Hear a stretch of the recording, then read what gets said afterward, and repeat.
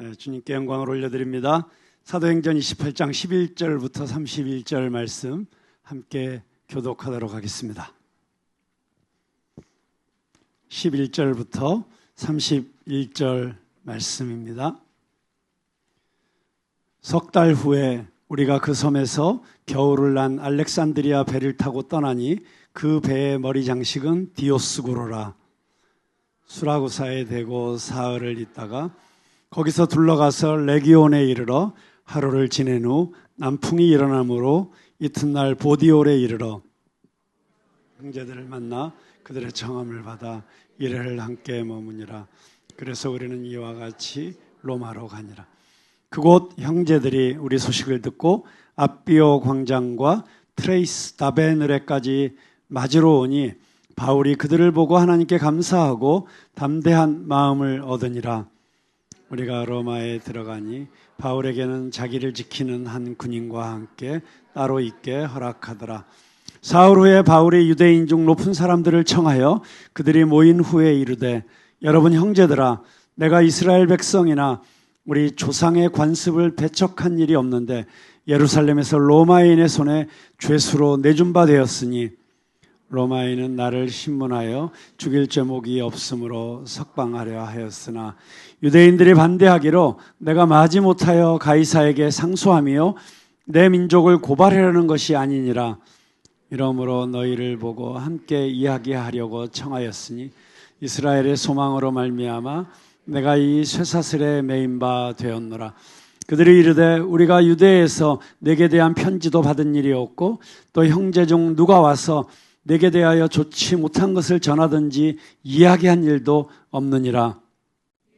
우리가 너의 사상이 어떠한가 듣고자 하니 이 바에 대하여는 어디서든지 반대를 받는 줄 알기 때문이라 하더라. 그들이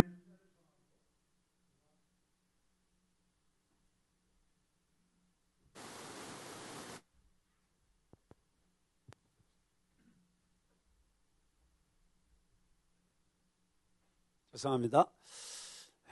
자, 전기를 다 빨아들인 것 같은데요.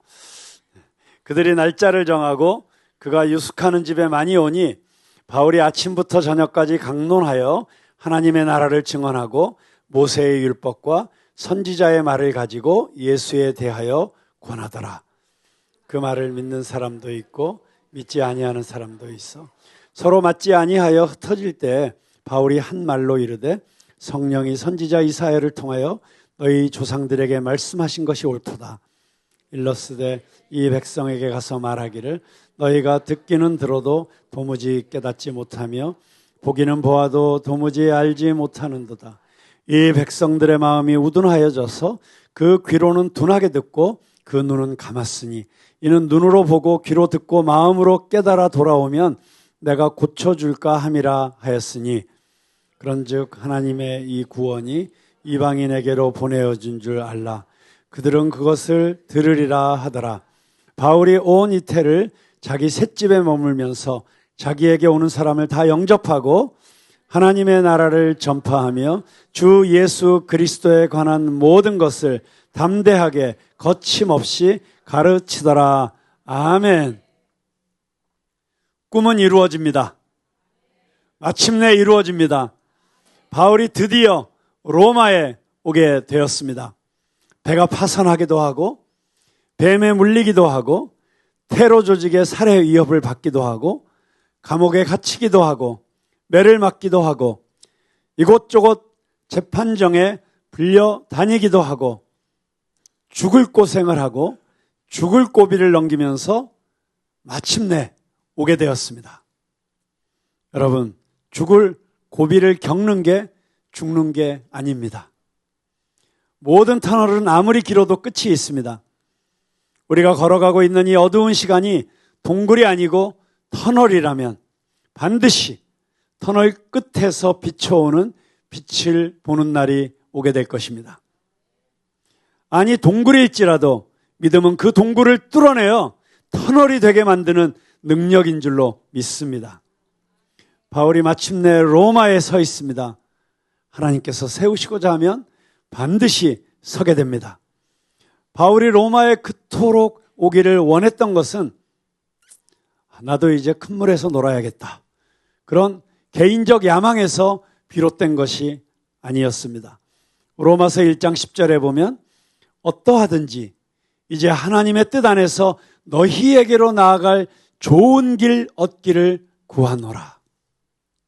로마로 가는 것은 하나님의 뜻이었습니다. 우리는 이미 사도행전을 통해서 주님께서 친히 그리고 천사들을 통해서 내가 로마로 가서 복음을 전하고 황제 앞에서 복음을 전해야 하리라 말씀하시는 장면들을 기억하고 있습니다. 바울이 그토록 로마에 가기를 원했던 것은 그것이 예수님이 주신 소명이었기 때문입니다. 바울은 이방인에게 복음을 전하는 자로 부름을 받았습니다. 모든 위험을 무릅쓰고 로마에 온 것은 당시 세계의 중심이었던 로마의 복음화가 곧 세계 복음화의 시작이었기 때문입니다.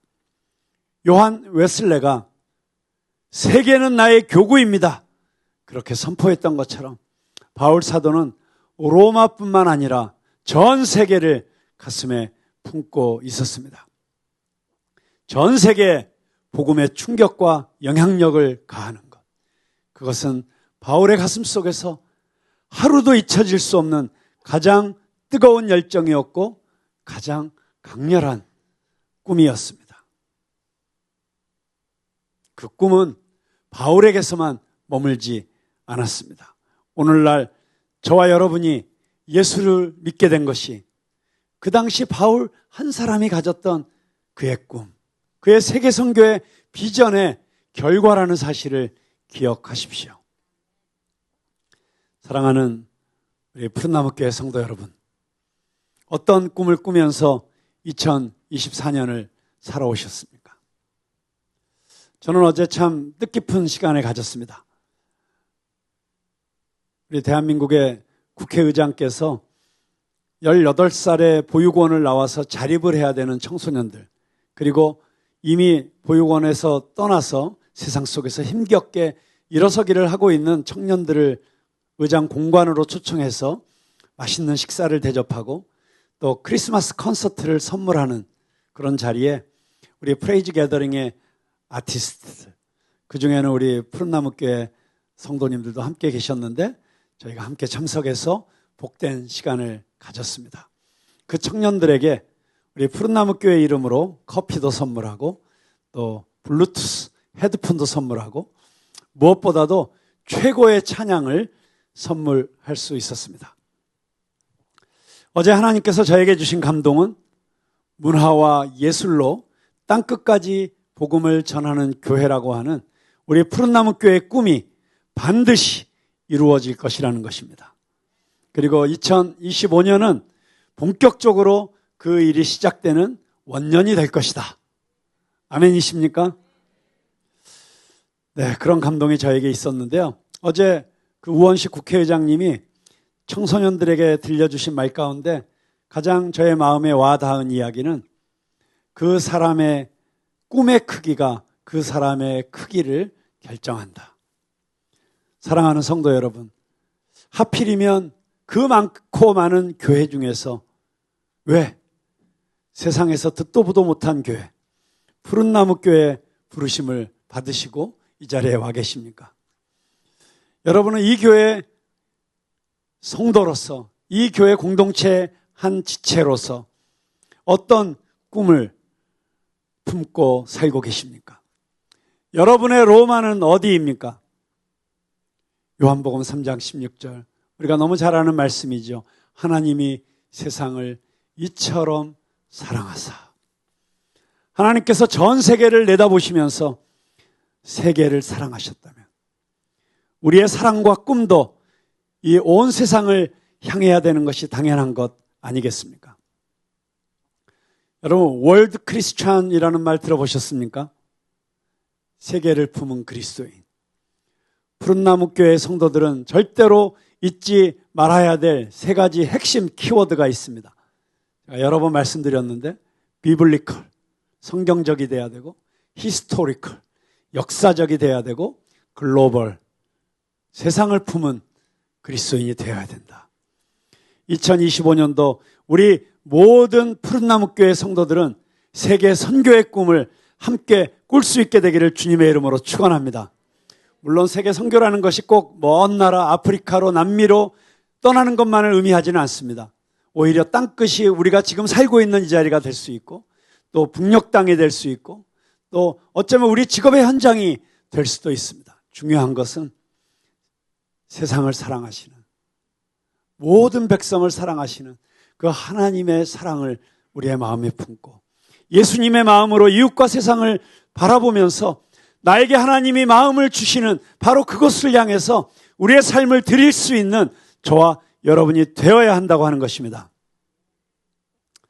물론 이런 이야기를 들으면 이 자리에 계신 분들 중에 절로 아멘이 터져 나오시는 분들도 있겠지만 또 다른 한편에서는 내 자신의 존재 자체가 너무 왜소하게 느껴지고 나 하나 나선다고 뭐가 달라지겠어?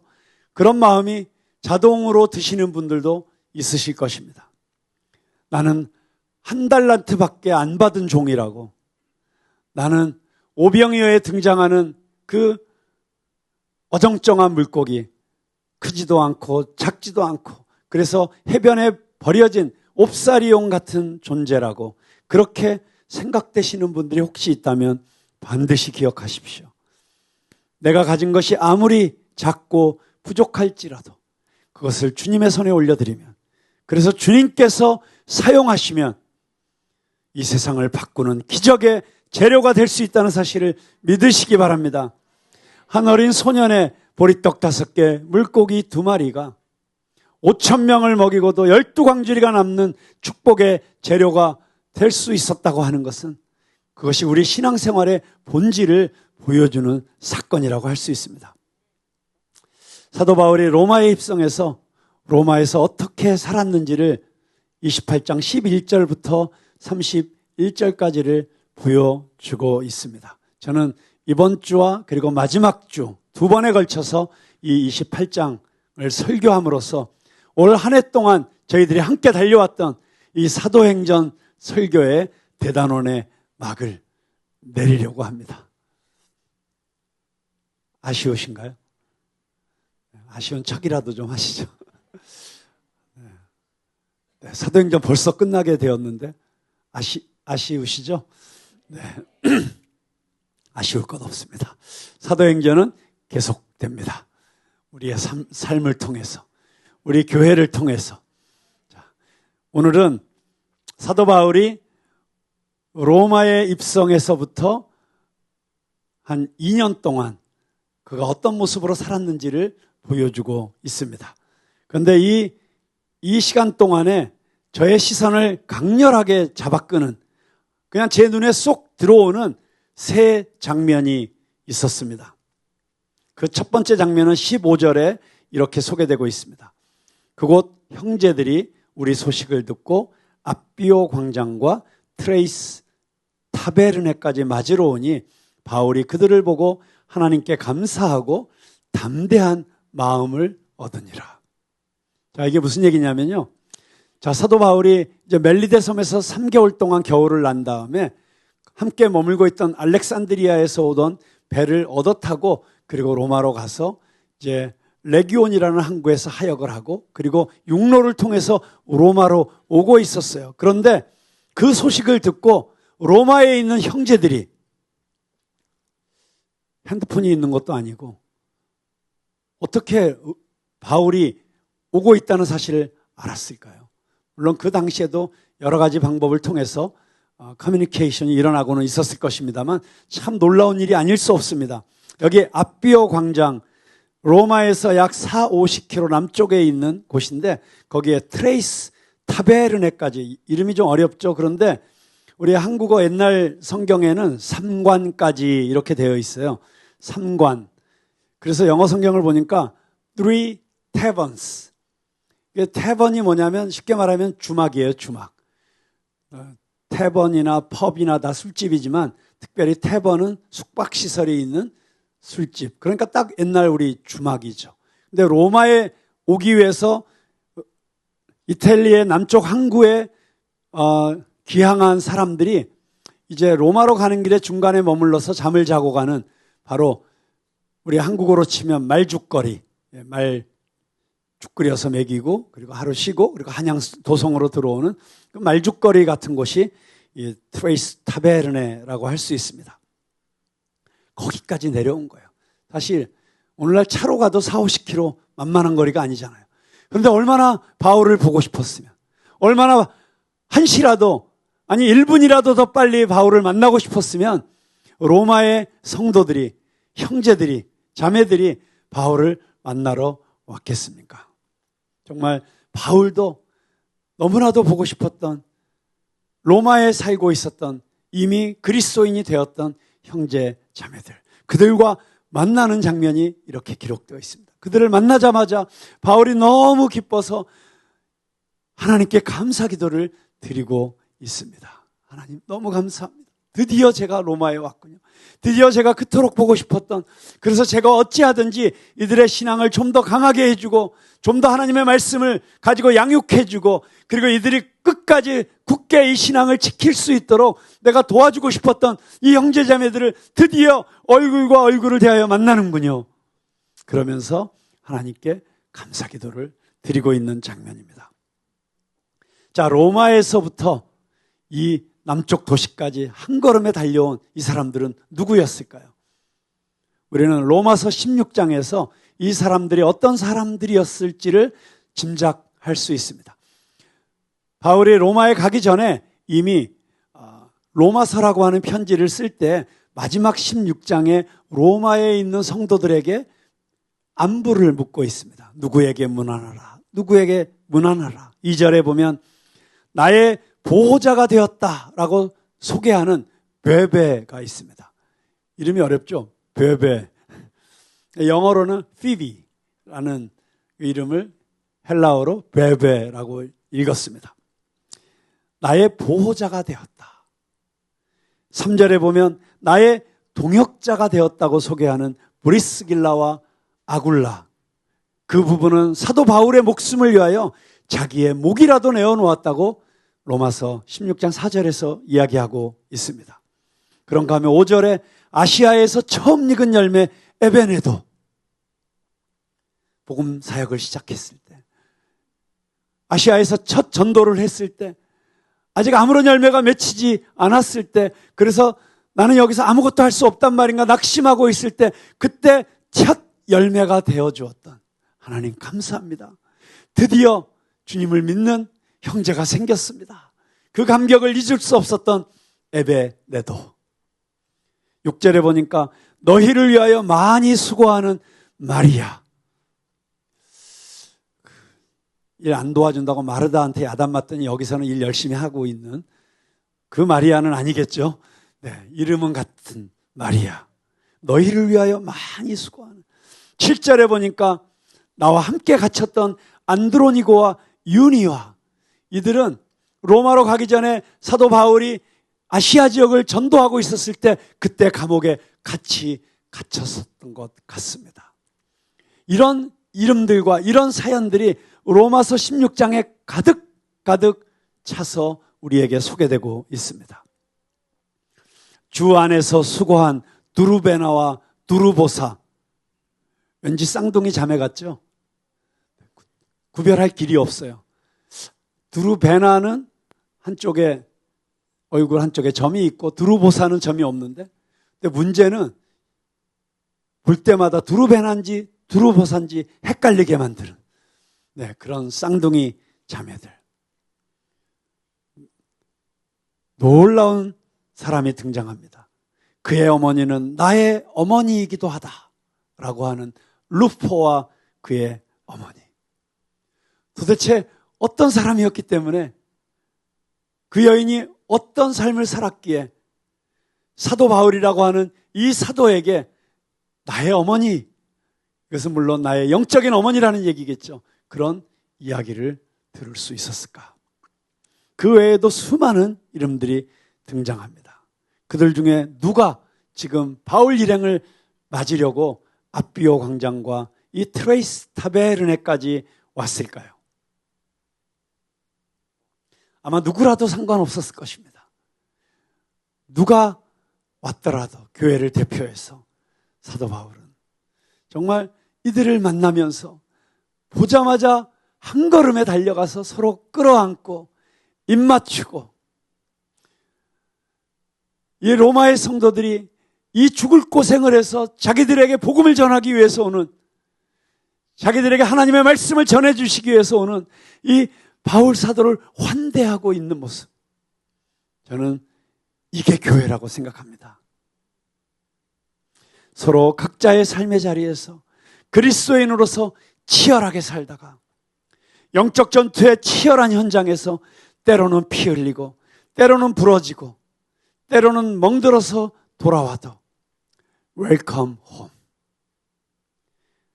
엘리베이터 앞에서 환하게 웃으며 맞아주시는 그 권사님들의 환대에 마음이 절로 환해지고 다시 힘이 생기고, 장로님들이 한 사람 한 사람 손잡아 주시면서 안아주시면서 잘 왔다고, 수고했다고, 같이 밥도 먹고 커피도 마시고. 요즘 청년들이 얼마나 살기가 힘든 세상입니까? 교회 오니까 선배님들이 환영해주고 사랑해주고 등 두드려주고 할 수 있다고 짜장면도 사주시고, 그래서 힘이 나서 다시 시작해야지, 이런 마음이 들도록 예수님이 우리를 환영해 주는 것처럼 동지애를 가지고 전우애를 가지고 믿음과 사랑의 환대를 해주는 이런 공동체가 있어야 우리가 이 시대를 이겨낼 수 있지 않겠습니까? 우리가 이런 하나님의 가족들이 있어야지 우리가 치열하게 이 영적 전투의 현장에서 끝까지 승리할 수 있지 않겠습니까? 저는 우리 푸른나무 교회가 우리 서로에게 이 로마 교회와 사도 바울과 같은 이런 아름다운 사랑을 나누는 공동체가 될 수 있기를 주님의 이름으로 축원합니다. 여기 보면은 이 사도 행전을 기록한 누가가 계속해서 우리라는 것을 강조하는 것을 보십시오. 여러분, 신앙은 본질적으로 공동체적인 것입니다. 나 홀로 신앙생활한다는 것은 있을 수가 없는 일입니다. 이미 그 자체가, 말 자체가 모순되는 것입니다. 우리는 지체로서 함께 하나님의 교회를 이루어가는 사람들입니다. 그렇게 우리가 서로 하나가 될 때, 그리고 서로를 환대할 때, 그리고 이 사랑으로 낯선 나그네까지, 이방인들까지도 환대하는 그런 공동체가 될 때, 그때 비로소 우리는 사도 바울과 같이 이렇게 세계를 복음화하는 이 놀라운 하나님 나라의 역사에 참여할 수 있게 되는 것입니다. 제가 두 번째로 굉장히 와닿은 장면이 있어요. 이 성경을 보면서 그냥 글자로 읽지 말고 여러분 상상력을 동원해서 그림을 그리면서 드라마를 보는 것처럼 내 마음속에서, 그리고 내가 그 속에 들어가서 그 현장 속에 있어 보는 그런 경험들을 하실 수 있게 되기를 바랍니다. 그래서 사도 바울의 옆에서 이렇게 지켜보는 거예요. 마치 드라마를 보듯이. 이번 24일 날 저녁인가요? CGN TV에서 10부작으로 방송했던 바울이라고 하는 다큐멘터리가 80분짜리로 압축되어서 우리 KBS 1TV에서 방영을 하게 됩니다. 역사적인 사건이라고 할 수 있습니다. 우리 기독교 방송국에서 제작한 다큐멘터리가 공영방송에서 이렇게 방영될 수 있는 이 정도의 퀄리티를 만들어냈다는 것이 너무 기쁜 일이고요.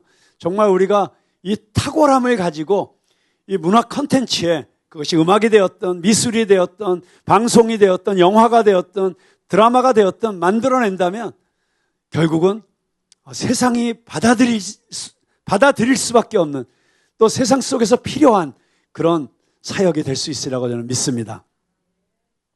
자, 이 드라마 속에 들어가서 우리가 한번 살펴볼 때 제 눈에 확 들어오는 장면은 사도 바울이 손에 사슬을 메고 있는 것입니다. 여기 보니까 한 군인과 함께 따로 있게 허락하더라. 그게 16절에 나오는 얘기예요. 바울에게는 자기를 지키는 한 군인과 함께 따로 있게 허락하더라. 그런데 그 모습이 어떤 모습이냐면 바울의 한쪽 손목에 수갑을 채우고 군인의 또 한쪽 손목에 수갑을 채워서 쇠사슬로 연결해 놓은 것입니다. 도망가지 못하도록. 어디 가지 못하도록. 그러면서 그 군인이 24시간 지키는 거예요. 60 다 된 노인이 세상의 한복판에서 이제 하나님 나라의 사역을 시작하겠다고 로마에 왔는데 너무 초라한 모습으로 죄수의 신분으로 그것도 자유롭게 돌아다닐 수 없게 아주 좁은 공간에서 그것도 쇠사슬에 묶여서 그렇게 사역을 시작하고 있습니다.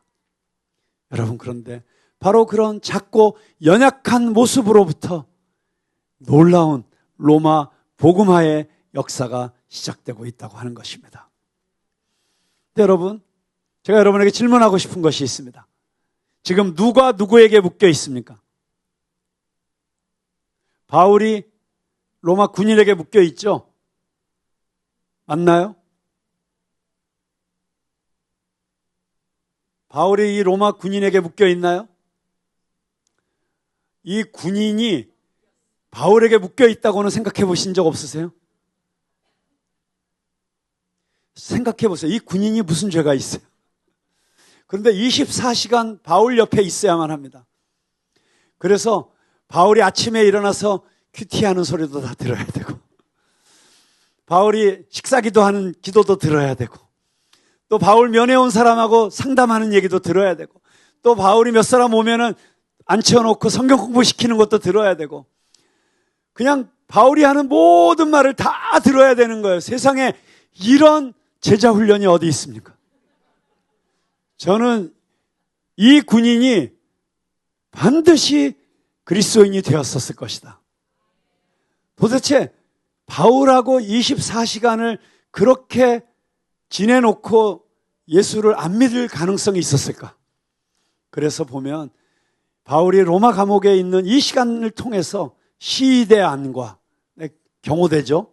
그 다음에 가이사의 집 사람들 중에 몇이 너희들에게 무난하노라. 성도로서 바로 그 성도 중에 반드시 이 군인도 있었을 것이라고 생각합니다. 여러분,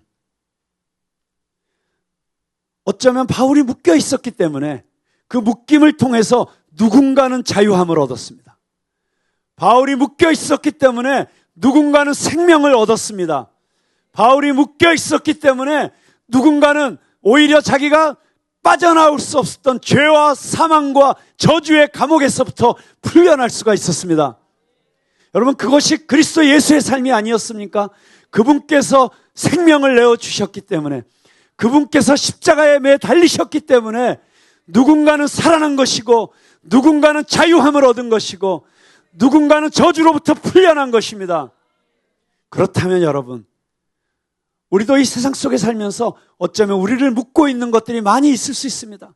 우리는 어떤 재정적인 부채에 묶여 있을 수도 있고, 또는 내가 이걸 하지 않으면 안 되는 어떤 하기 싫어도 해야 되는 어떤 일에 묶여 있을 수도 있고, 그러면 또 바로 생각나는 게 있죠. 애새끼들한테 묶여 있을 수도 있고, 그리고 심지어 결혼 생활에 묶여 있을 수도 있고, 회사에 묶여 있을 수도 있고, 나는 묶여 있다. 나는 이거 하고 싶은 게 아닌데 빨리 이것만 정리되면, 나는 이것만 해결되면 나는 정말 하나님을 위해서 살고 싶은데, 아니요. 여러분, 어쩌면 하나님께서 여러분이 세상에 어떤 것에 묶여있게 만든 그것이 오히려 그것을 통해서 하나님이 누군가를 자유롭게 하는 삶의 축복의 통로인 줄로 믿으시기 바랍니다. 그래서 그 묶여있는 동안에 빨리 이 문제가 해결되도록 거기에 관심을 쏟는 것이 아니라 오히려 먼저 그 나라와 그 의를 구하라고 하시는 그 하나님의 뜻을 깨닫고 그것을 위해서 내 삶을 드리기 시작하면, 그 뜻이 이루어지면, 그러면 그 문제들은 어느 순간 해결되어 있는 거예요. 어느 순간 나도 다시 새로운 스테이지로 넘어가고 있는 거예요. 그런데 이거 해결될 때까지는 거기에 매달려가지고 집중해가지고 거기에 연연해서 그러고 있는 한은 우리에게 소망이 없어요. 저는 여러분들이 지금 여러분들을 묶고 있는 모든 묶임으로부터 자유케 되기를 주님의 이름으로 축복합니다. 그런데 그렇게 자유케 되는 그 역사는 여러분들이 내가 어떻게 되느냐에 관심을 갖고 초점을 맞추는 것이 아니라 오직 하나님이 지금 무엇을 원하시는가, 하나님의 뜻이 무엇인가? 거기에 우리의 시선을 맞추고 우리의 관심을 집중할 때, 그래서 Christianity is not about me, but about God. 기독교는 나의 어떠함이 아니라 하나님이 어떠하심에 집중하고 있는 것이 기독교라는 사실을 우리가 다시 되새길 수 있길 바랍니다. 자, 세 번째, 저의 시선을 또 끌어당기는 장면이 있었어요. 그거는 30절과 31절의 마지막 두 절에 나오는 장면이에요. 우리 한번 같이 읽어볼까요? 30절과 31절 시작. 바울이 온 이태를 자기 셋집에 머물면서 자기에게 오는 사람을 다 영접하고 하나님의 나라를 전파하며 주 예수 그리스도에 관한 모든 것을 담대하게 거침없이 가르치더라. 여러분 조금 헷갈리지 않으세요? 감옥에 갇혀 있었다고 했는데 웬 셋집? 그런데 이렇게 이해하시면 돼요. 그 로마의 제도가 이상해가지고 자기가 자기 렌트비를 내고 세를 얻어야 돼요. 그런데 거기에 갇혀 있는 거예요. 그러니까 어떻게 보면은 가택연금과 더 비슷하다 이렇게 생각할 수 있습니다. 물론 지하 감옥에 갇히는 중죄인들도 있어요. 그런데 바울과 같은 이런 미결수들은, 그리고 재판을 기다리고 있는 사람들은 비교적 자기가 형편에 따라서 세를 내고 집을 얻으면 그냥 그게 자기의 감옥이 되는 거예요. 그래서 거기에 군인이 파견돼 가지고 거기서 지키는 거예요. 그리고 그 집 바깥으로는 나가지 못하게 하는 것입니다. 마치 사슬에 묶여 있는 것처럼 여기 이 셋집 안에 또한 갇혀 있는 모습. 근데 저는 셋집에서 자기에게 오는 사람을 다 영접하고, 여러분 바울이 얼마나 싸돌아다니기를 좋아하는 사람이었어요. 싸돌아다니기를 좋아하는 이런 사역자. 네, 그런데 그가 이제 어디 다닐 수가 없어. 그냥 그 셋집에 갇혀 있어야 돼요. 그런데 놀라운 사실은 갇혀 있으니까 세상이 그곳으로 오는 거예요. 그래서 어떤 의미에서 볼 때는 우리가 다니면서도 사역을 해야 되지만, 오히려 강원도 태백의 산골짜기에 있어도 오히려 전국에서 목마른 영혼들, 배고픈 영혼들이 몰려오는 예수원 같은 그런 사역의 시즌이 또 필요하다는 것입니다. 저는 요즘 제가 약간 셋집에 갇혀 있다, 약간 이런 느낌을 받을 때가 있어요. 왜냐하면 두 가지 의미에서 그런데, 첫 번째는 제가 요즘 새벽 기도를 하다 보니까, 목사가 새벽 기도하는 게 당연하지. 근데 당연하지 않은 교회에서 목회 널널하게 잘 하다가 갑자기 지난 9월부터 제가 새벽 기도를 하다 보니까 여기에 다 매이는 거예요. 어디 1박 2일 가고 싶어도 갈 수가 없어요. 저 제주도 너무 가고 싶은데 갈 수가 없어요. 부산에도 1박 2일 갔다 오면 할 일이 너무 많은데 갈 수가 없어요. 다 미뤄둬야 되고 다 연기해야 되고, 그러면서 여기 매달려 있어야 돼. 내가 완전히 갇혀있는 느낌이에요. 그런데 놀랍게도 그렇게 갇혀있는 게 저에게 엄청난 자유를 주고 있어요. 네. 뭐 굳이 어딜 다닐 필요가 없어요.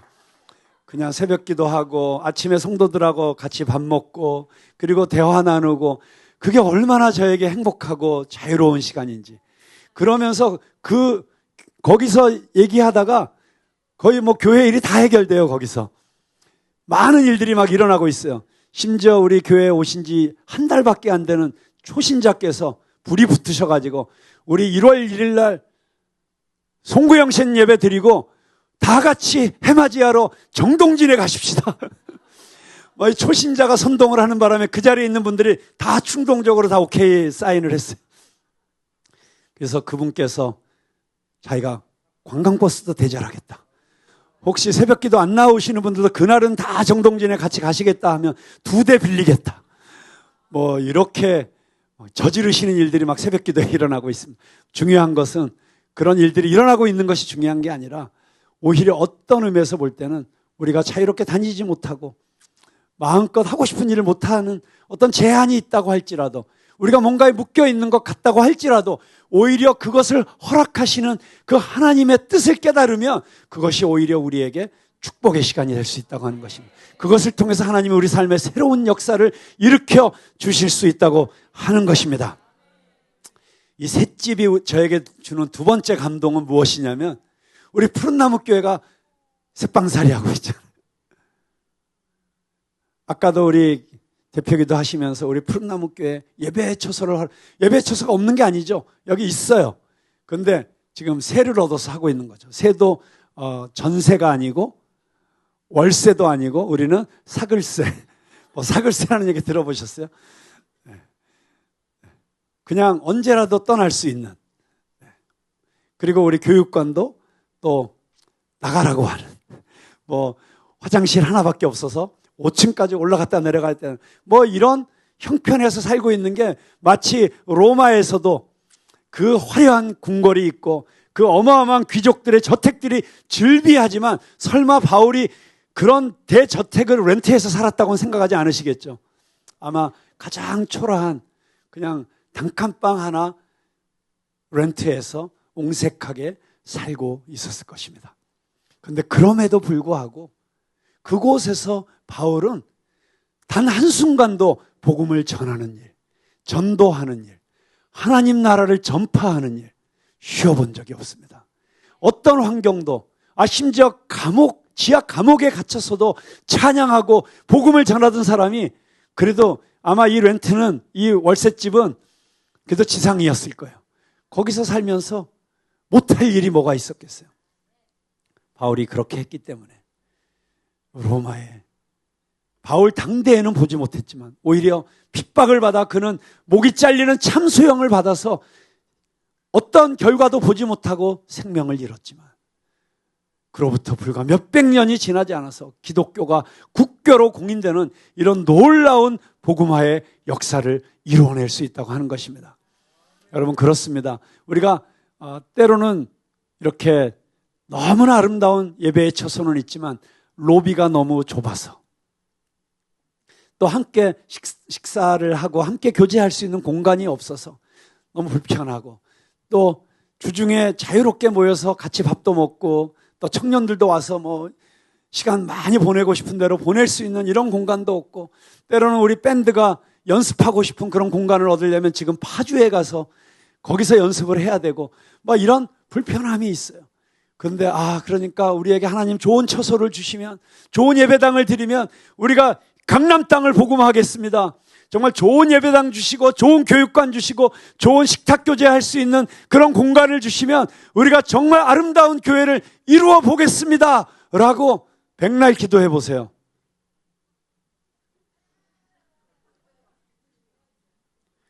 지금 그 아름다운 교회가 되지 않으면 우리는 가나안 땅에 들어갈 수가 없습니다. 왜 광야를 그 긴 시간을 헤매야 했을까요? 가나안 땅에 들어갈 수 있는 하나님의 백성, 참으로 하나님을 순전하고 거룩하게 예배할 수 있는 백성들을 키워내시기 위해서 그 시간이 필요했던 것입니다. 그렇다면 제가 이번에 런던에 있을 때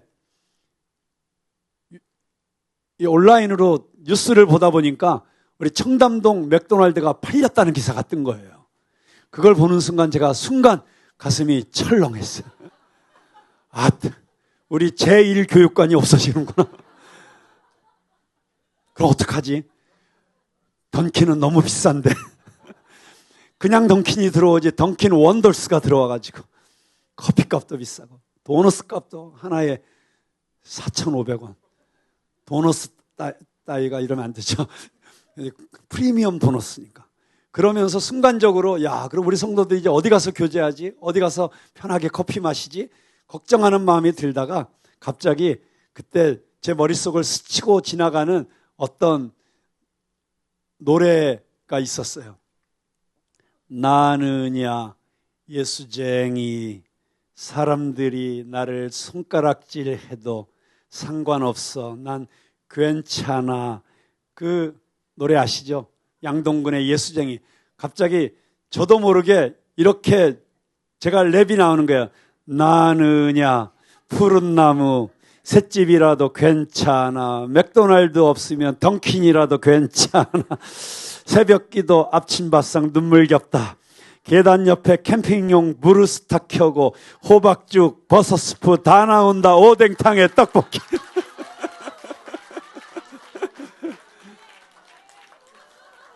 네.